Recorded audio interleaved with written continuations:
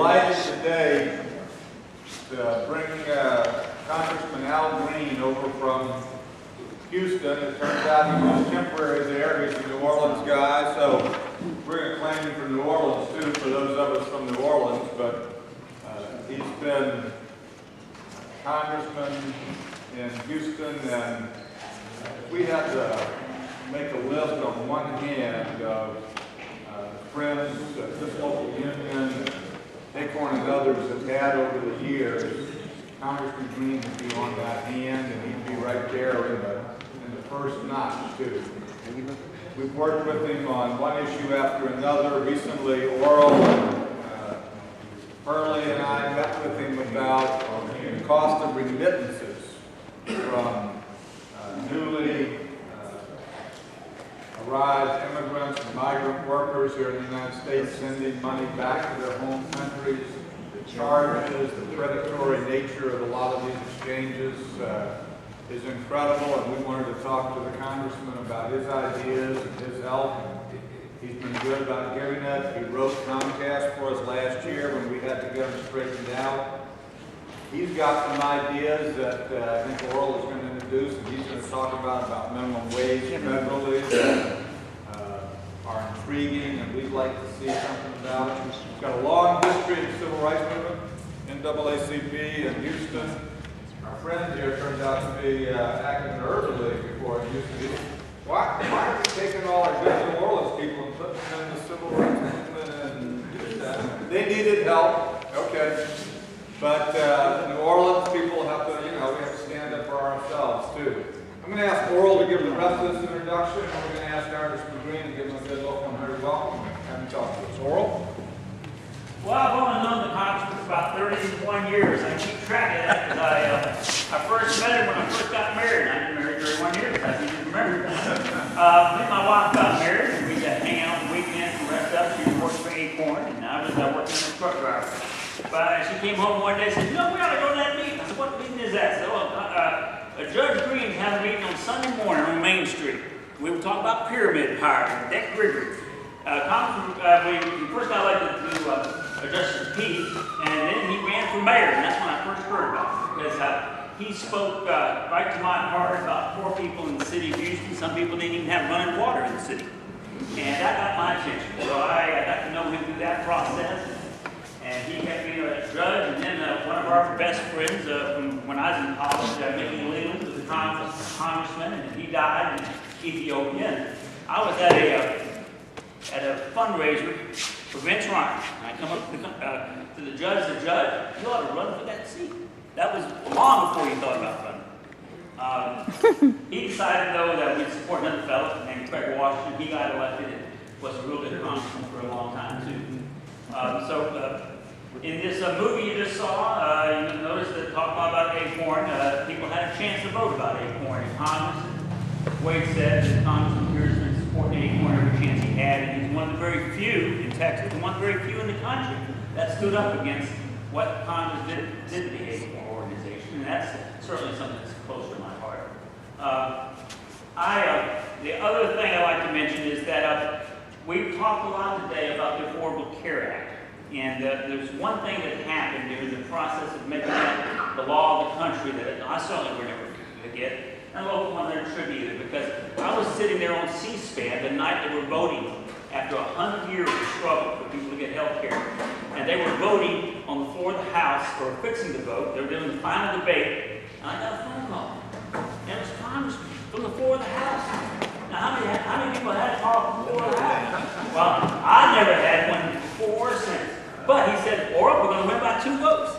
And I said, praise the Lord and pay the praise.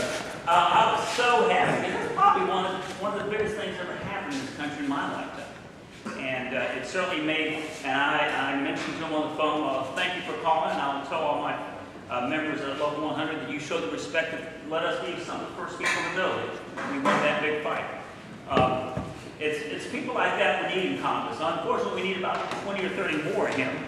And hopefully, as we were talking over dinner, we were talking about some of the redistricting that needs to happen in Dallas, where we might get some more minority people elected there. And So listen to what he has to say. On the minimum wage was something certainly dear to me. The first thing he did when he got elected, one of the things, he called me on the phone. He wanted to go ahead and have another minimum wage campaign in Houston. He's going, we're going to win it this time. I had to tell him, unfortunately, that the Senate and the House of the Texas legislature had passed a law that wouldn't let us do it. But that didn't stop him. He now has a law proposed in this Congress to do increase the minimum wage and index it to inflation so that there's a raise every 4 years, I believe. And we're going to let you listen to what he has to say about that.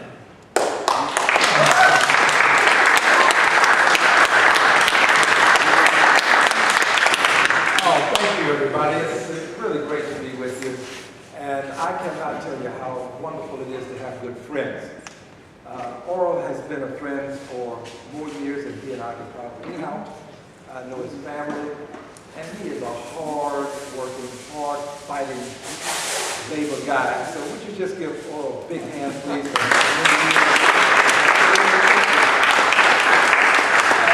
Wade needs no further accolades, no further kudos, but he does deserve an expression for the many years that he has been on the front line and for all of the organizing that he's helped to do across the length and breadth of this country.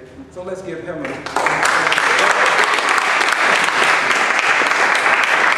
thank you for the invitation to be here. It's an honor to come.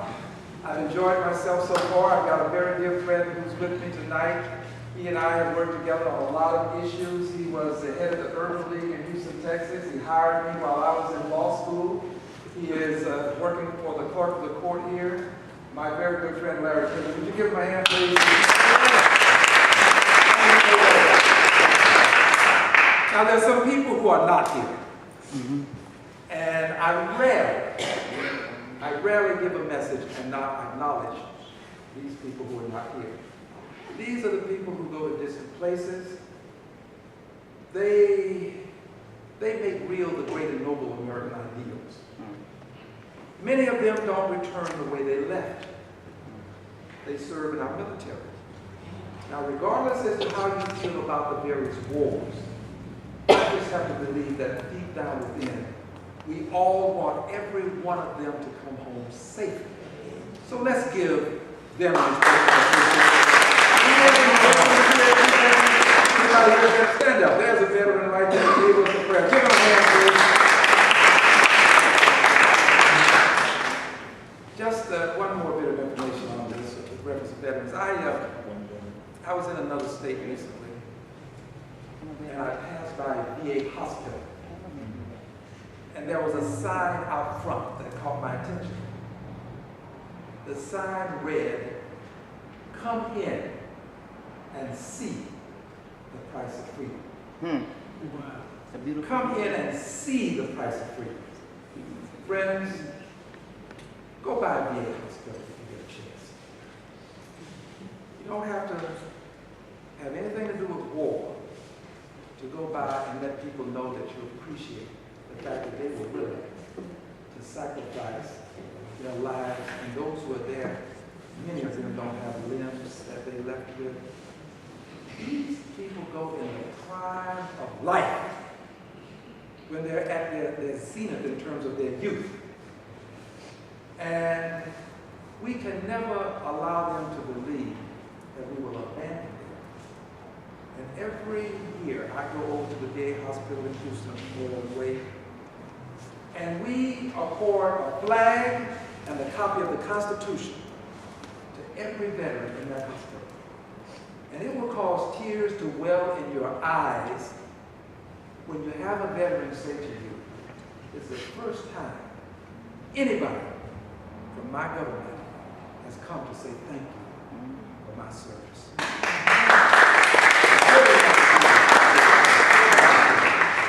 Now, along this line, so that to do more than say we care, which is good, let me just tell you about some of the things that we've actually done to help veterans.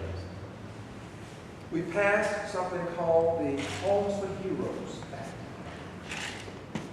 Doesn't it break your heart when you see a person on the street, veteran, hungry, will work for food? It has to tug at your heart. I have a friend, Andrew Jefferson. He's still my friend. He's no longer with us. He passed the problem. But he taught me that you never pass up a person on the street.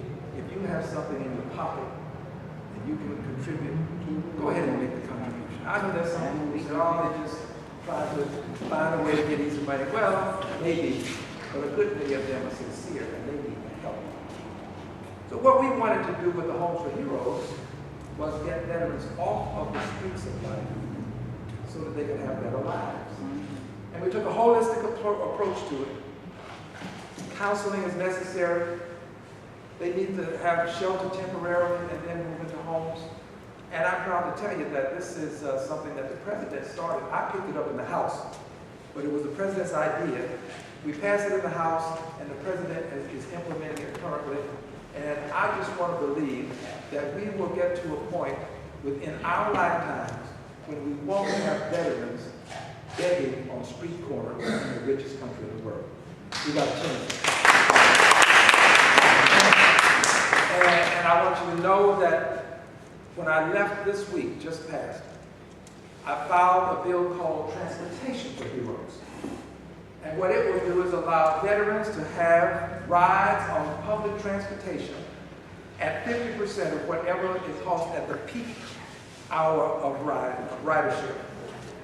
So that many of these folks who come back home, who don't have transportation, still trying to pull their lives together, their unemployment is higher than most others in the country, and their need for transportation doesn't end when their civilian lives begin. It's important for us to show them that we will do more than say thank you.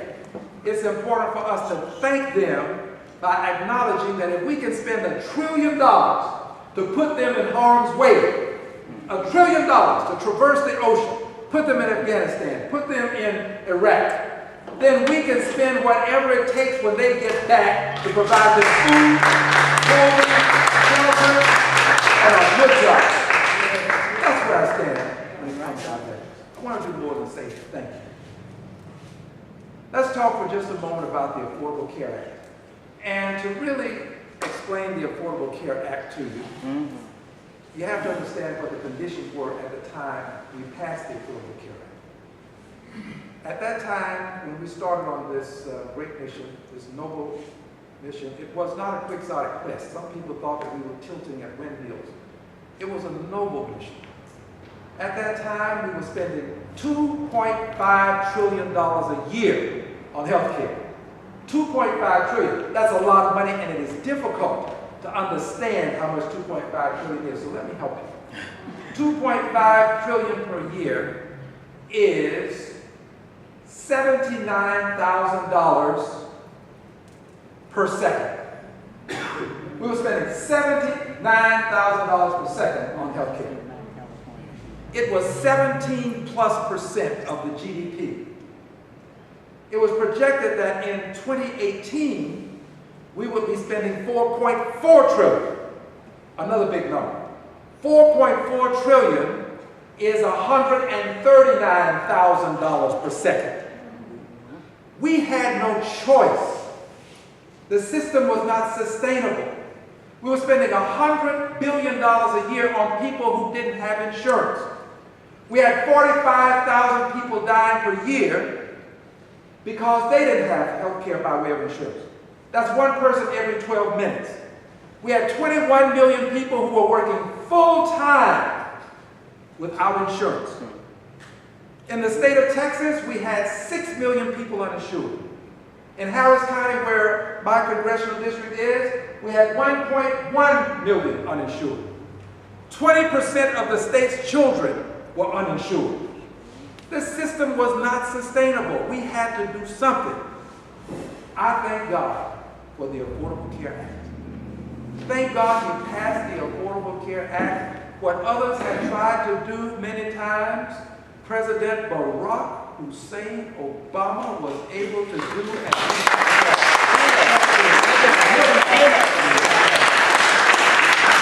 Just as an aside, I'll come back to health care, but just as an aside. If we are truthful, we can genuinely say we've seen twice in our lives what we never thought we'd see once.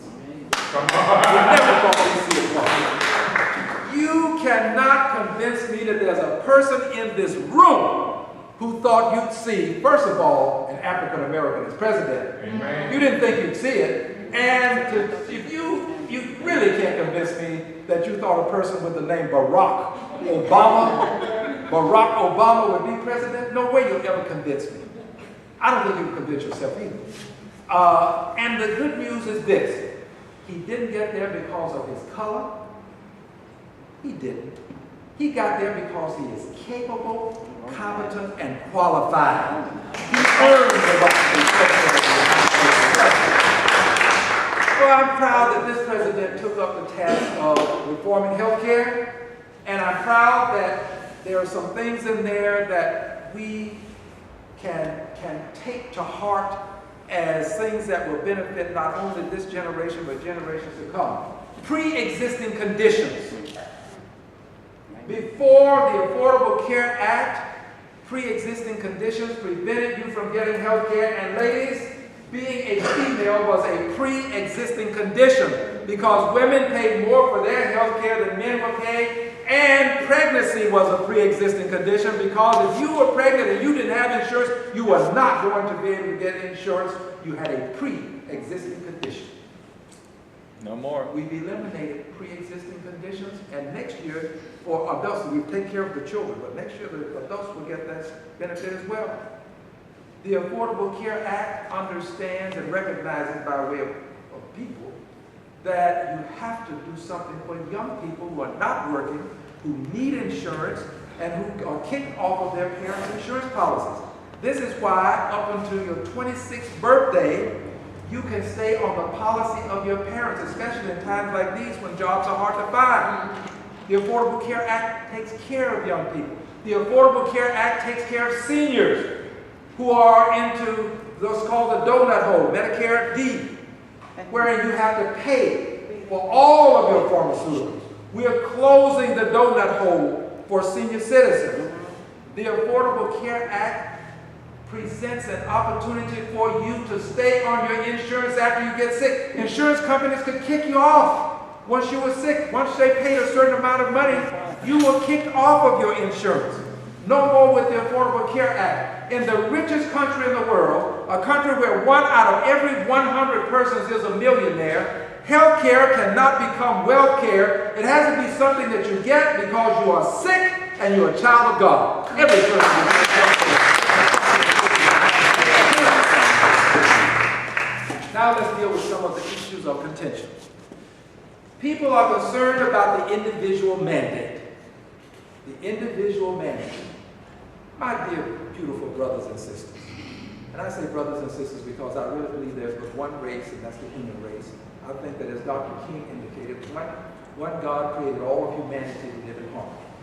So, my dear, beautiful brothers and sisters, the individual mandate, as it is called, says this very simply. If you are like Al Green and you can afford health care and you choose not to buy health care, then you should, if you choose not to, you should have to pay something to help us when you get sick and you go to the emergency room and we have to treat you at an expense that exceeds what you would pay if you bought health insurance. So it says if you can afford it. So if you cannot afford it, Wade, there is no requirement that you do anything. As a matter of fact, if you cannot afford it, you can get something called a credit so that you can go out and acquire insurance. The individual mandate is directed toward the Al Greens of the world who can afford health care and who ought to buy health care. There's no excuse for me for my not getting insurance. What kind of nation would we be if we allow people who are of means to avoid getting insurance and then go to emergency rooms? So that's what the individual mandate says, and here's what it says. If you don't buy the insurance, and you can afford to, now remember, affordability is the key here. This is the operative phrase. It's a gravamen of what I'm trying to get across. If you can afford it and you don't get it, here's what you have to do. You have to pay $695 a year, or 2.5% of your income. Kelly's waiter. And $695 a year, that's less than $60 a month. Now, if any of you have had COBRA or if you've had to buy health care, you know that $60 a month is nothing compared to what you pay, especially if you get COBRA. You know, COBRA can bite. That's why they call it COBRA. It takes a bite out of it. And we passed this such that people who can afford it will get their insurance. That's the individual mandate. Now let's talk about businesses, because there's a lot of talk about businesses and their inability to afford it. Well, first of all, if you got less than 50 employees, you don't have to do anything. If you got less than 50 employees, those that are over 50 either have to provide something for their employees, or they're going to have to provide something to help us offset what they are not providing and they're benefiting from. Because their employees are going to get health care somewhere. They'll go to the emergency rooms. So why wouldn't we expect businesses that are benefiting from a good, healthy labor force to do something to either help their employees get insurance so they can have good health care, or pay something into the system so that their labor force will continue to be healthy? That just makes sense. And if you've got less than 25 employees, you can get a credit so that you can help your employees get health care. So and by the way, 93%, some say 94, 93 or 94%, depending on who's counting and how you count, of all businesses have less than 50 employees. 93, 94%. So we're talking about the overwhelming majority of businesses in this country being given the opportunity to afford it. If they can't, they don't come under this mandate for businesses. It's 50 employees and above. So here's where we are in this country with healthcare. We provide. It's just that we needed a better delivery system because it was costing too much to do it the way we were doing it. And here is where we are. In this country, if you are enemy combatant and we capture you on the battlefield, and if in the process we should wound you, when we capture you, we will give you aid and comfort. In this country, if you were a bank robber and on the way out of the bank, if we should wound you, when we capture you, we'll give you aid and comfort. In this country, if you're on death row and you are scheduled to meet your maker next week, you get sick this week, we give you aid and comfort this week, and we send you to meet your maker next week. That's what we do. So if we can give aid and comfort, health care to the enemy combatant, if we can give it to the bank robber, if we can give it to the person on death row, surely we can give it to every hard-working American, every hard-working person in this country who means us no harm and just wants to have a good quality, decent life. We can do it. And that's what the Affordable Care Act is all about. I'm proud of the vote that I cast for the Affordable Care Act. I'm going to continue to fight for the Affordable Care Act. I'm going to fight until I leave the planet, and if I should have an early, untimely demise, if I should leave unexpectedly, and believe me, if I leave any time soon, it will be unexpected. If I should have an untimely demise, here is my commitment to you. I will come back and haunt the Congress of the United States. Good blood! Good blood! With health care for all. Friends, I know that the hour's late. There's so much more that I can say about so many other things. Minimum wage now. Minimum wage. All right. Got to cover that before you go. I'm going to talk about minimum wage. I see some of you are about ready to do some other things. You're in New Orleans, Louisiana. It's getting close to dark. When it gets dark, things start to happen. So I want you to have a chance to do all the good things that you can do here. Let me just tell you about minimum wage. Earl is right. First thing I did when I won, I contacted him because we had an effort, and he was a part of the avant-garde, part of this effort to try to get a local minimum wage. know, there are some cities that have their own minimum wage. You don't have to have a federal minimum wage. You can have a minimum wage higher than the federal minimum wage. So when I won, I called him and said, listen, let's get it started again. We want to do something about it. And he politely informed me that I missed the fact that the state house in Texas, the state senate and house, had passed legislation that won't. Once he tried it and they found out, they passed that because of him. Oh, absolutely. They passed it because of him. We ought to name that the Fitzsimmons legislation. They passed it because of him. So here's what we did. We went to Congress, and this is our idea. We decided to index the minimum wage. Index means attach. We decided to attach the minimum wage to poverty. To poverty. Not the CPI, Consumer Price Index, but to poverty. Index it to poverty, such that when the poverty level goes up, the minimum wage goes up. And in doing it this way, no one does what is being done currently. At $7.25 an hour, if you have a child, you can work full time and live below the poverty line. Amen. Richest country in the world, if you work full time, you ought to live above the poverty line. So we have indexed the minimum wage to poverty. 15% above. By the way, that's negotiable. 15% above, so you always make 15% above the poverty line to get minimum wage. And we every 4 years, calculate and calibrate to make sure that we have it right. Now, all of what I just said in terms of numbers is negotiable, but the concept of indexing it to poverty, in my opinion, is a great concept. And what I need from you is your help. I need for you to take a look at the bill. I'm going to get it to you. Take a look at my bill on transportation for heroes. I'll get that to you. And I want you to make a decision as to whether or not you think you ought to contact other persons in Congress and let them know that you think indexing the minimum wage to poverty is a good idea. There's a bill there, out of fairness to other people, to index it to other things. I just happen to think poverty is the best thing to index it to because I never want to see people in the richest country in the world. When our very 100 is a millionaire, what do we got there? About 50 maybe people here, 25 to 50 people.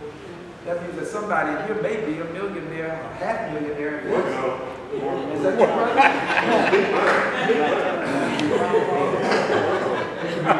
My point is, I need your help, Wade. I need your help with the, it's called the Law Act, the Living American Wage Act. Living, L-A-W, Living American Wage Act. And I need your help with this legislation.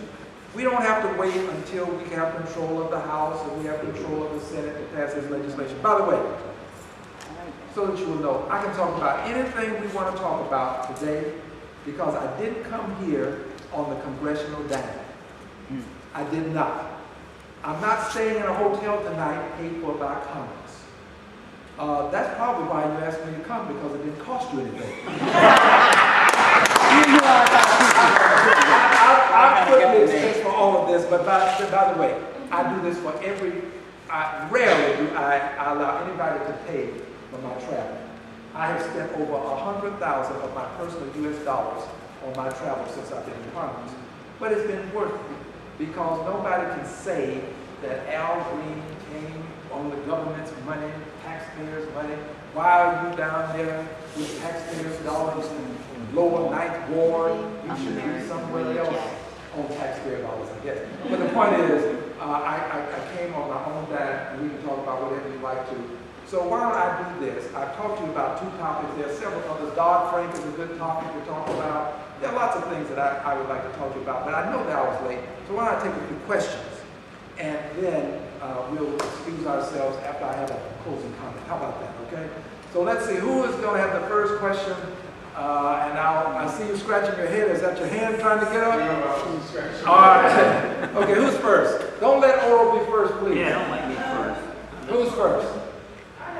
Yes, ma'am. Would you just speak loudly so that I'll be able to hear you? Yes. Can that be overturned? Yes, of course it can. It takes the will to do it.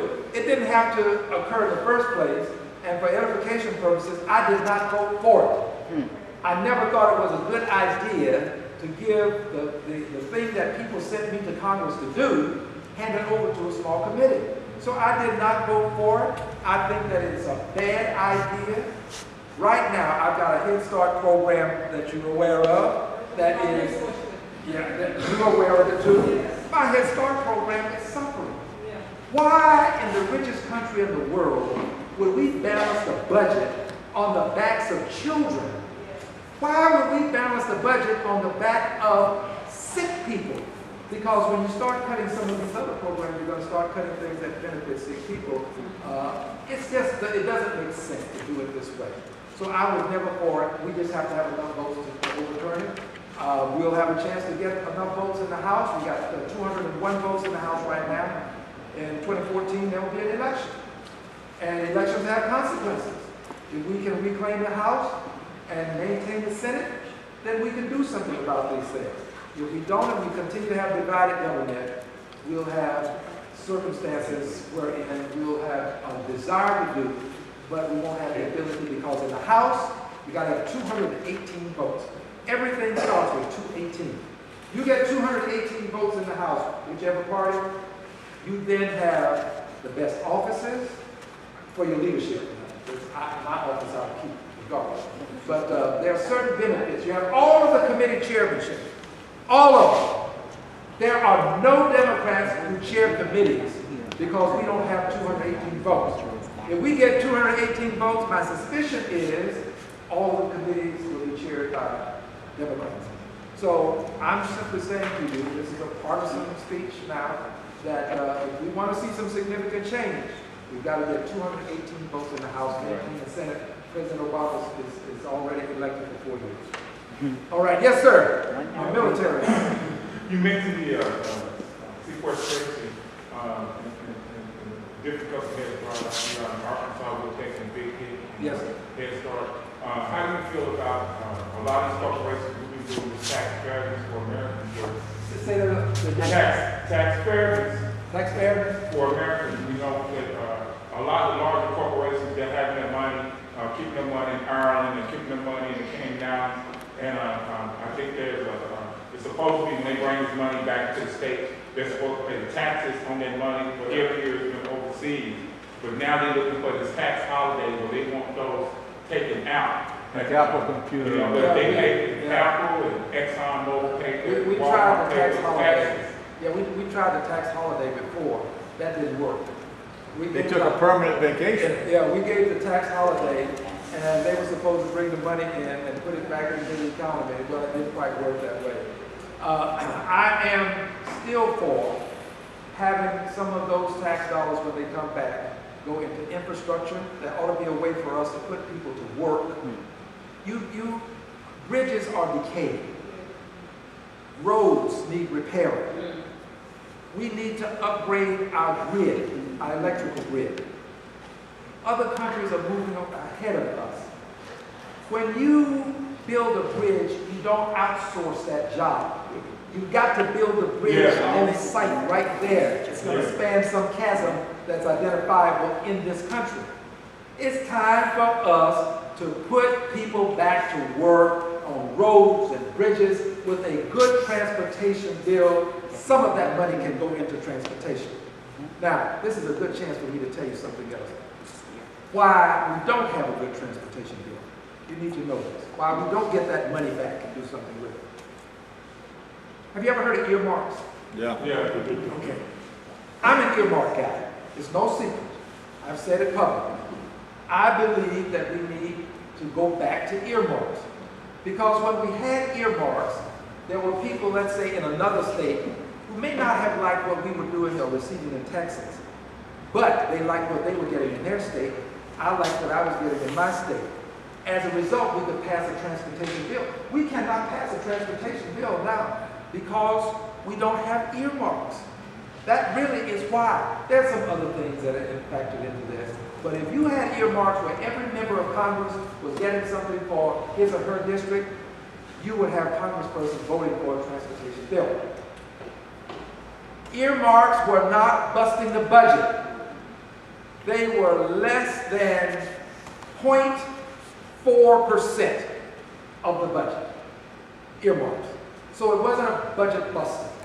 And it's time for us to reconsider this. And I think that if ever we get 218, we can get back to the earmarks, and we can do some things in places like this very area where you need special attention, and your representative would say, here's what I think we need for my district. But back to your question, that money, off coast, offshore, as they say, is money that, if brought back with proper guidelines, shall we say, would be of great benefit to the country. But to just simply say, we trust you, bring it all back, and we know you're going to put people back to work, well, I'm not sure that has worked. I think that we'll have to have some things in law that relate to that money. And I want to see it come back. I really do. I want to see corporate America that benefits from the hard work that we have here, the hard workers that we have. Corporate America doesn't make money simply because they're incorporated. They make money because people work hard. They make money because they got a good labor force, an educated labor force. And the educated, hard-working labor force ought to be able to expect that corporate America would invest in this country. Invest in America. There's nothing wrong with corporate America being responsible and being good corporate citizens in the United States of America. So let's bring it back, but with stipulations. All right. Yes, sir. You're on the Financial Services I Committee of the am. House, and you just recently been made the ranking member of a subcommittee. Yes. Now, could you explain to us what that committee does, and secondly, what's the importance of you being the ranking member? Okay, here's what a ranking member is. If we had 218 votes, I would chair that subcommittee. When we don't have 218 votes, I'm called the ranking member of that subcommittee. Now, if we get 218 votes, there's no guarantee that I'm going to be the chair of the subcommittee, but right now I'm the ranking member. And the ranking member of a subcommittee has the opportunity to meet with leadership, to make decisions about the direction that the committee will go in. Maxine Waters chairs the housing, well, she used to chair housing subcommittee. She's now the ranking member of the full Financial Services Committee. That means that if we had 218 votes, Maxine Waters would be the chair of Financial Services. Now, I don't know whether you know Maxine Waters or not, but she is committed to housing. She is committed to helping the least, the last, and the lost. And she has been on the front line to make sure that people who are not as blessed as some of us are have the opportunity to have a place to call home. And in her absence, would you just give Maxine an expression of appreciation? I hope somebody will tell her that I asked her to give her an expression of appreciation in her absence. That's my ranking. By the way, she's a dear friend. I love her dearly. I know her husband. We've known each other. We knew each other before I got to Congress. She campaigned for me to help me get to Congress. So it's important to have a ranking member position because you get to meet with leadership and you're part of the leadership in the sense of knowing the direction and helping to shape the direction of your committee. Let's take another one real fast and then this one. Okay, ma'am, it looks like you're going to be the last one. Okay, Arkansas. My sister lost her job last year because the company went overseas. Yes. Do we have anything in place, to stop them from just going overseas all of a sudden? A lot of people losing their jobs. Well, the president has proposed, but we haven't been able to get it passed. There are certain tax benefits that inure to a company that moves its business overseas. And the president has proposed closing these tax loopholes. We haven't gotten it done yet, but we're working to try to get it done so that if you move, you won't get any break for moving. And you'll get a break if you come back. We're trying to put things in place, tax advantages for companies that will relocate to the United States of America. By the way, a lot of them are coming back anyway because they're learning the importance of a good, hard-working American worker and the difference that good, hard-working American workers can make with their products. Also, it's costing more now to ship across the ocean. Bringing those goods back into the country is a little bit more expensive now. We are now exporting oil, believe it or not, to a very limited extent. So we're getting to what may be considered an opportunity for us to produce things here at a cost that will cause companies to rethink what they're doing. My hope is that they will. But my hope is also that they'll be good corporate citizens and realize that if you're making your fortune in the United States of America, you ought to invest in the United States of America. And you do that by making sure that all of your people are taken care of. There are some companies that didn't lay anybody off. They decided that I'm not going to, these are people that have worked for me, they're like family, and I'm going to take care of my family. There are others who see it differently. And I respect both points of view, but I do want them to bring those dollars back to Americans so that we can enhance opportunities in our country. Now, here's my final comment, since that was my last question. Friends, this is something that in this room I do not have to discuss. I could easily end, thank you, be on my way. But this is from my heart. It's not from my head. Friends, we really do have to do something about immigration. We really do have to have comprehensive immigration. Now, I'm saying this to you understanding that there are some people in my community who believe that their jobs are threatened.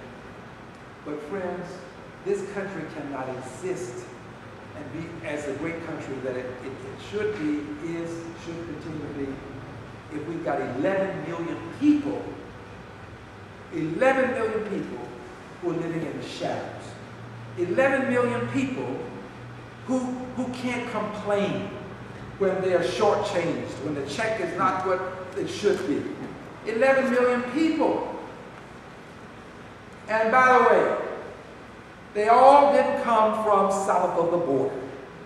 40% are persons who came from other places, and a good many of them flew in on airplanes.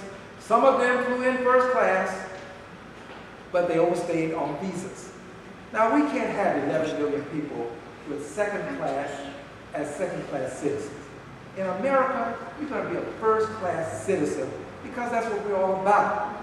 So let's make real this ideal of everybody having the same opportunity in this country as everybody else. Everyone being equal when it comes to opportunities. And that's not the case if you're a second-class citizen. It really is not. And for those who may have some consternation about this, in terms of they came illegally, let me address this. We knew they were coming. We knew which way they were coming. The truth be told, we gave an informal invitation and said, we got jobs, would you come and work? Now that's just the truth. And they came and they worked. They have children who know of no other place but this place. What kind of people would we be to send these children to a country that they know nothing about? We ought to pass the DREAM. In fact, we should have passed the DREAM Act in the Senate. We passed it in the House, should have passed it in the Senate, so that young people who came here of no choice, they came, it wasn't of their own volition, they came because their families decided that they would come. We ought to give them citizenship right away so that they can enjoy the citizenship. And that's what the DREAM Act is all about. It's about young people. When you hear DREAM Act, think young people who came not because they wanted to, but because their parents brought them. That's what happened. And we know to do something. But we are good people. We're not hard-hearted people. We're not. And as for the rest of the immigrants who are in this country, we need to find a pathway to citizenship. Now, I'm going to tell you why this pathway to citizenship is a problem. Here's why it's a problem. The reason a pathway to citizenship is a problem is because citizenship at the very seat, the very center, the core of citizenship is the right to vote. That's what citizenship is about, the right to vote. If we would agree tonight to do this and not give the right to vote, we could probably get this done next week or sometime shortly thereafter. Because you've been fighting this right. There are people in this room who are still fighting for the right to vote. With all of these draconian laws that have been passed in the last year or so, maybe 2 years, impacting the right to vote, photo ID required before you can vote. Look, I don't have a problem with having a photo ID to vote. I really don't. I don't have a problem with that. but don't pass a law 1 month and then have an election, within the same year saying, now you got to have a photo ID. I've got some people who don't have a birth certificate. How are you going to get the kind of ID that they're talking about when you don't have the birth certificate, which is what they're trying to make sure everybody is a citizen of the country. So show your birth certificate, show proof of birth. There are plenty of people in my district that don't have, they can't produce proof. And they've been here, they've been voting. And by the way, we're not talking about Latinos. We're talking about African Americans. Born here in this country. And if they had to prove it, it would be difficult. And then they can't afford to prove it. To some people, $75 is just a tip, night out on time. But for other people, that's good money. That's good money that they would have to separate with to get that photo ID. And just for your edification, this whole notion of voter registration, in North Dakota, I think it's North Dakota, it's either North or South, I think it's North Dakota. Friends, you don't have to register to vote. This idea of having to register is something that we've inculcated in us here in the South. There is no requirement that you register to vote. In North Dakota, or South, I think it's North. In North Dakota, you don't register, you show up. If the precinct judge knows who you are, you vote. So don't be deceived into believing that everything that you have been doing is something that you have to continue to do. We can have same-day voter registration, but only have to have the will to do it. Now I'm going to ask that you do me one favor. You probably can sense that I love this country, right? I hope you can. I really do. This is a great country. I love it. And it means something to me to be an American. So I want you to stand with me right now, if you would, please. And we're going to sing God Bless America. Would you make sure you get this on the video? When they start talking about how we were a bunch of rabble-rousers got together, one thing for sure, they can't say we were all bad if we sang God Bless America. So I want you to say, by the way, do not sing in the key of F. Don't sing in the key, sing in the key of love. And we want people to know that while we have some concerns about some of the things that are happening in our country, we still love our country. And we do it because we love our country. Did you get that on video? Yeah. We do it because we love this country. And I don't care what anybody says, we are not going to leave this country. We came here, some of us in different boats, but we're all in the same boat now. So let us show with song how much we love the country. I shall conduct. Excuse me? All right. God bless America. Land that I love. Stand beside her and guide her through the light with the light from above. From the mountains to the valleys to the ocean.